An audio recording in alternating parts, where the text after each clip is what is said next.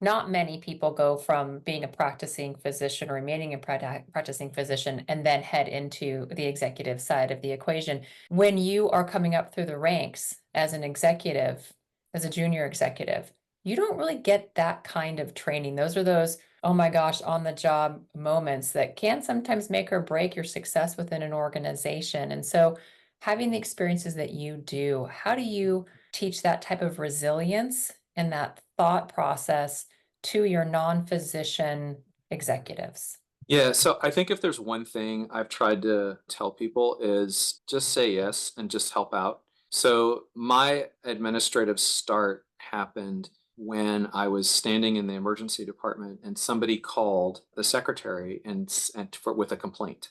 And it turned out it was an ophthalmologist in the community who wanted to yell at someone because one of my partners had given out a bottle of tetracaine, which you're not supposed to do because it can numb up people's eyeball, and then when dust or something gets in their eye, they won't blink it out, and it can cause you to really damage your eye.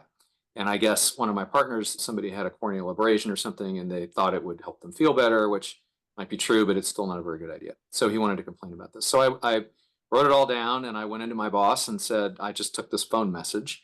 And my boss just looked at me and said, okay, we'll go deal with it. And I had no idea what that meant. And he said, go find the guy who gave it out and talk to him about it.